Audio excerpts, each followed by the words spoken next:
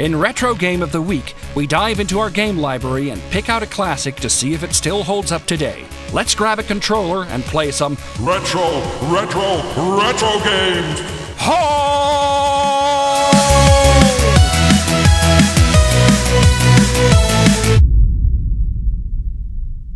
This isn't a military operation. I can't let you boys go down there.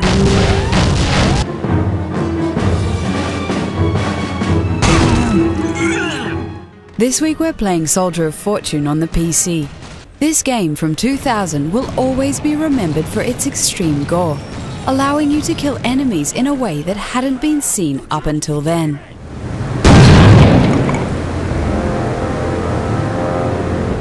You were placed in the shoes of former real-life mercenary John Mullins as you tracked down 4 nuclear weapons stolen by a terrorist organization known as the Order. The bombastic Hollywood action storyline was merely a vehicle for you to execute a whole bunch of enemies in the most gruesome ways possible.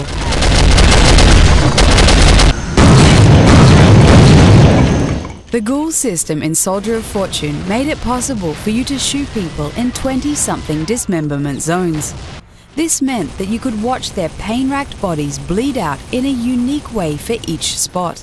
Headshots would not only remove the head, but in some cases cave in an enemy's face. Heavier weapons like the shotgun would take off complete limbs. And throat, stomach or groin shots all had unique death animations tied to them. Calling this game gruesome would be an understatement. The campaign took you to some lovely, politically incorrect hotspots, like Serbia, Iraq and the Sudan. Escape up the ladder to the roof! Mullins filled the role of a gunslinging B-movie action hero quite well, with his Charles Bronson mustache and gravelly voice. The chopper crash must have knocked out the generators. Gotta get them back up.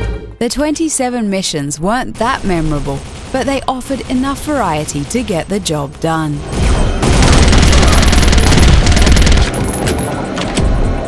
Other than the gore, the graphics had the Quake 2 engine look, blocky architecture and lots of long corridors with recycled textures.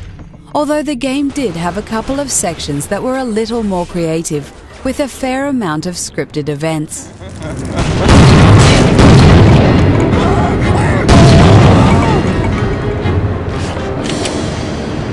Over here! Hey! Soldier of Fortune's legacy will always be the outlandish violence, which looks pretty primitive today.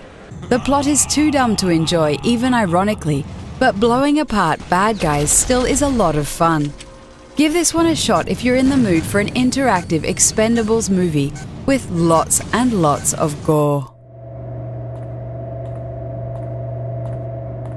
I'll see your friend in hell. Say hi to him for me.